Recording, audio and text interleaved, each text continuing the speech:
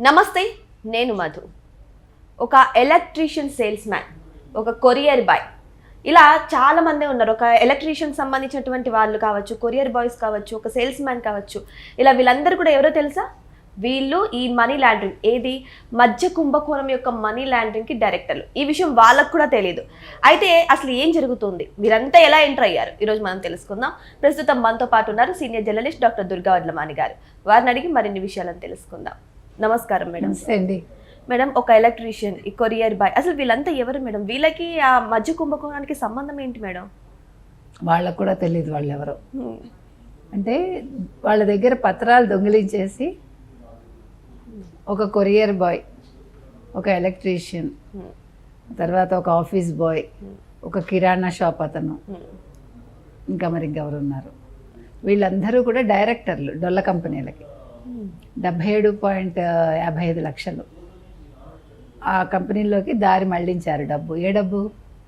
మద్యం కుంభకోణంలో వచ్చిన డబ్బులు.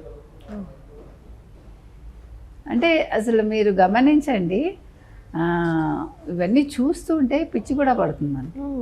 సిటీ ఇవన్నీ వెల్లడించింది. ఇంకో అభియోగ పత్రం కూడా ఇప్పుడు తయారు చేసిందనమాట. రెండో అభియోగ పత్రంలో, రెండోది అంటే అనుబంధ అభియోగ పత్రంలో. సో మీరు చెప్పినట్టుగా ఎవరెవరు ఇందులోకి డబ్బులు వేశారు? అదాన్, లీలా, ఎస్పీవై డిస్టిలరీల వాళ్ళు వేశారు. అప్పుడప్పుడు మీకు ఇంకా చాలా ముఖ్యమైన విషయం ఏంటంటే, ఇద్దరు ఫ్యాన్సీ షాపుల నిర్వాహకులట, తర్వాత ఓ కొరియర్ వ్యాపారి, ఒక ఆఫీస్ బాయ్, తర్వాత కిరాణా కొట్లో పనిచేసే వ్యక్తి, కిరాణా కొట్టు యజమాని కూడా కాదు, పనిచేసే వ్యక్తి, సేల్స్ మ్యాన్. అంటే మామూలు చిన్నగా అందిస్తాడు చూడు, కిరాణా కొట్టు అంటేనే చిన్నది, అందులో అబ్బాయి అంతే. వీళ్ళందరూ అన్నమాట. ఇవన్నీ కూడా ఈ కొల్లగొట్టిన ముడుపుల సొమ్మంతా కూడా ఈ కంపెనీలోకి మళ్లించేందుకు వీళ్ళని వాడుకున్నారు. వాళ్ళని వాడుకోవడం అంటే వాళ్ళ పత్రాలు వాడుకున్నారు, వాళ్ళ ఐడెంటిటీని వాడుకొని చేశారు. వాళ్ళు అసలు వాళ్ళ డైరెక్టర్లను కూడా వాళ్ళకి తెలియదు. రేపొద్దున ఏదైనా అరెస్ట్ అయితే అప్పుడు తెలుస్తుంది వాళ్ళకి. ఎట్లా తెలుస్తుంది పాపం? ఏదో మీరు అడిగి, ఇప్పుడు మీకు అప్పుడు మీకు గుర్తుందా, వాలంటీరీ వ్యవస్థ వచ్చినప్పుడు ఇదే కదా గోల. వాళ్ళ దగ్గర వీళ్ళందరి పర్సనల్ డీటెయిల్స్ ఉన్నాయని. సో ఇట్లా వాడుకోవటానికే అసలు వాళ్ళని వాలంటీర్లను పెట్టారు. మీకు అర్థమైందా? ఆ మాట అంటే వాళ్ళకి పౌరుషం వచ్చింది కదా. ఎందుకు చెప్తున్నా అంటే, ఇప్పుడు మీరు కనుక చూసుకున్నారంటే వీళ్ళు ఏం చేశారంటే, ఆదాన్ డిస్టిలరీస్ వాళ్ళు A25గా ఉన్నారు, తర్వాత లీలా డిస్టిలరీస్ వాళ్ళు A26గా ఉన్నారు, తర్వాత ఎస్పీవై అగ్రో ఇండస్ట్రీస్ ముంబైకి చెందిన 4 డొల్ల కంపెనీల ఖాతాల్లోకి వీళ్ళందరూ కూడా 77.55 కోట్లు మళ్లించారు. తర్వాత ఓల్విక్ మల్టీ వెంచర్స్ A11, క్రిపటీ ఎంటర్ప్రైజెస్ A12, తర్వాత నైనా multi ventures A13, Vishal enterprises A19 ఈ ఖాతాల్లోకి డబ్బు జమ చేశాయట. ఆ తర్వాత మరో 32కు పైగా డొల్ల కంపెనీల ఖాతాల్లోకి కూడా ఈ నిధులు వెళ్ళాయి. అంటే కొన్ని కంపెనీల్లోకి వచ్చి మళ్ళీ ఆ డొల్ల కంపెనీల్లోంచి వేరే డొల్ల కంపెనీల్లోకి 32 కంపెనీల్లో. అసలు ఇది ఎలా ఉందంటే మీకు అర్థమే కాదు. అసలు నిజంగా అర్థం, కన్ఫ్యూజన్గా ఉంది మేడం, చాలా కన్ఫ్యూజన్. అసలు ఎలా పంపుతారు వాళ్ళకి తెలియకోకుండా? వాళ్ళని ఎలా డైరెక్ట్ కాదండి, ఇంత బుర్ర పెట్టిన వాడు ఒక మంచి కంపెనీ పెట్టి కోట్లు సంపాదించి ఉండొచ్చుగా. మీరు మొత్తం చూసారంటే ఇప్పుడు వీళ్ళు ఇంకా ఏం చేశారంటే, అక్రమ నగదు లావాదేవీల కోసం డొల్ల కంపెనీలు పెట్టారు కదా. పెట్టాక బహుళాంచెల్లో నిధులు రూటింగ్ చేయటంలో అనిల్ చోక్రా, ముంబైకి చెందిన అతను అనమాట, ఆయన కీలక పాత్ర పోషించారు. తర్వాత లంచాల సొమ్ము రూటింగ్, మనీ లాండరింగ్ కూడా ఈయనే పాల్పడ్డారు. సో ఎక్కడ ముంబై, ఎక్కడ హైదరాబాదు, ఎక్కడ తాడేపల్లి, ఆ హైదరాబాద్ నుంచి వాళ్ళు మనకు తెలుసు అక్కడ ఎట్లా మేనేజ్ చేశారు, ఎలా వెళ్ళాయి అట్టపెట్టెల్లో, గోను సంచుల్లో ఈ డబ్బులన్నీ. సో ఇప్పుడు మీరు కనుక చూసుకుంటే ఎవరెవరు ఎంతెంత పంపించారో చూద్దాం. ఆదాన్ డిస్టిలరీస్ వచ్చి 18.20 కోట్లు, లీలా డిస్టిలరీస్ వచ్చి 20.28 కోట్లు, తర్వాత ఎస్పీవై అగ్రో ఇండస్ట్రీస్ నుంచి 39 కోట్లు. ఇంకా ఇంతటితో ఆగలేదు. ఓల్విక్, క్రిపటీ, నైనా, విశాల్ ఎంటర్ప్రైజెస్ వంటి డొల్ల కంపెనీల ఖాతాల్లోకి ఇవన్నీ జమ చేశారు. మీరు ఇవన్నీ కంపెనీలు అనుకుంటున్నారేమో ఆ పేర్లు విని. ఈ ఓల్విక్ ఇవన్నీ కూడా డొల్ల కంపెనీలు. ఓల్విక్ నుంచి 14 కంపెనీల్లోకి 31.33 కోట్లు, క్రిపటీ నుంచి 22 కంపెనీల్లోకి 31.51 కోట్లు, నైనా నుంచి 3 కంపెనీల్లోకి 10.58 కోట్లు, విశాల్ నుంచి 4 కంపెనీల్లోకి 4.8 కోట్లు.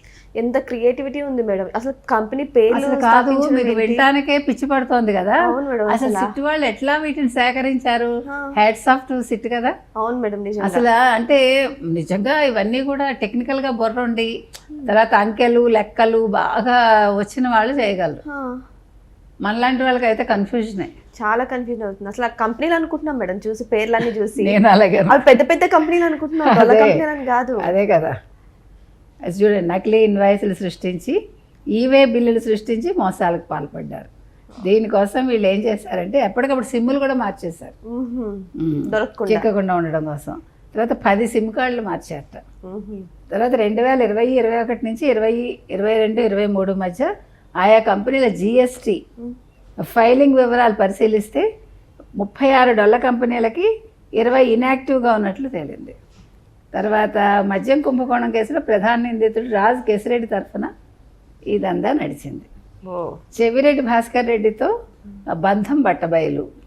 సో దీంట్లో మీకు చెవిరెడ్డి ఈ డొల్ల కంపెనీల నిర్వహణ లంచాల సొమ్ము మళ్లింపు కోసం అనిల్ చోక్రా అనేక సిమ్ కార్డులు వినియోగించారని చెప్పాను కదా.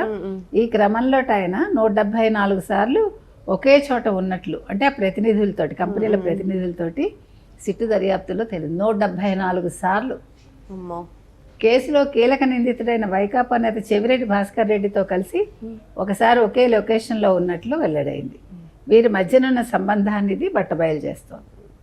సో మీకు ఇప్పుడు ఒల్విక్ మల్టీ వెంచర్స్ 14 కంపెనీలు 2-3 అంచెల్లో 31.33 కోట్లు మళ్లించారు. తర్వాత క్రిపటీకి వచ్చి 22 కంపెనీలు అనమాట, 2-3 అంచెల్లో వాళ్ళకి 31.51 కోట్లు మళ్లించారు. నైనా మల్టీ వెంచర్స్ 3కిను వాళ్ళు 10.57 కోట్లు మళ్లించారు. తర్వాత విశాల్ ఎంటర్ప్రైజెస్ వీళ్ళు 4.8 కోట్లు, అంటే మొత్తం 77.55 లక్షల కోట్లు వీళ్ళు మళ్లించగలిగారు. మరి ఇన్ని కోట్లు హవాలా జరిగిందని తెలుస్తుంది, అవన్నీ డొల్ల కంపెనీలు అని తెలుస్తుంది. మరి ఇంకా ఎందుకు మేడం యాక్షన్ తీసుకోవట్లేదు? తీసుకుంటున్నారు ఇప్పుడు. అదే కదా నిన్న వాళ్ళు చెప్పారు కదా క్లియర్గా. అందుకని అన్నీ జరుగుతాయి. కానీ ఇవన్నీ విన్నాక మనకి బుర్ర వేడెక్కిపోయింది కదా. ఈ కొంచానికే మనకి ఇలా ఉంటే వాళ్ళు ఇది ఒక అసలు తేనె తుట్ట కూడా సరిపోదు, ఒక పెద్ద ముళ్ళ కంచె కూడా సరిపోదేమో. అంతే కదా, ఆ ముళ్ళ కంచె మీద ఉన్న బట్టలు తీసినట్టు వీళ్ళు అట్లా తీశారు. అసలు మనకి వింటుంటేనే ఆశ్చర్యంగా ఉంది. అసలు 34 కంపెనీలు, 20 కంపెనీలు డొల్ల కంపెనీలు. అసలు 20 ఎలా క్రియేట్ చేశారు మేడం? ఒక 3 క్రియేట్ చేయడానికి చాలా టాలెంట్ కావాలి. అసలు 20 ఎలా క్రియేట్? ఇంత టాలెంట్ ఉన్న వాళ్ళు మంచిగా ఉపయోగించవచ్చు కదా అంటున్నా. ఈ రాజకేశ్వర రెడ్డి లాంటి వాళ్ళు కదా. నిన్న రాజకేశ్వర రెడ్డికి బెయిల్ నాకు ఎందుకు ఇవ్వట్లేదు, అందరికీ ఇచ్చారు కదా అని అడిగారు. దానికి జస్టిస్ సూర్యకాంత్ ఏం చెప్పారు తెలుసా మీకు? 32 కోట్లకి 10 నెలలేనా, మిగతా 700 చిల్లర కోట్లు ఎక్కడున్నాయి, ఎవరికి వెళ్ళాయి అవి తేలాలి కదా అని అడిగాడు ఆయన. కరెక్ట్గా అడిగారు. సో అది అంటే ఇప్పుడు రుజువైంది. ఇప్పుడు అసలు వాళ్ళని ఎందుకు వదిలేస్తారు మీరు, వాళ్ళు చెప్పకుండా వీళ్ళు చెయ్యరు కదా అని అసలు వ్యక్తులను ఇరికించినట్టు అయింది. సో ఏదేమైనా సరే ఇప్పుడు ఈ యొక్క మనీ లాండరింగ్ విషయం మాత్రం బయటపడే ఛాన్సెస్ బాగానే తెలుస్తున్నాయి. మరి వీళ్ళే ఇన్వాల్వ్ అయ్యారా, ఇంకొందరు కూడా పేర్లు బయటకు వచ్చే అవకాశం ఉందా? మరి దీని గురించి మరి సిట్ యాక్షన్ తీసుకుంటుందా లేదా వెయిట్ చేసి చూద్దాం. Thank you so much. Thank you madam. Thank you.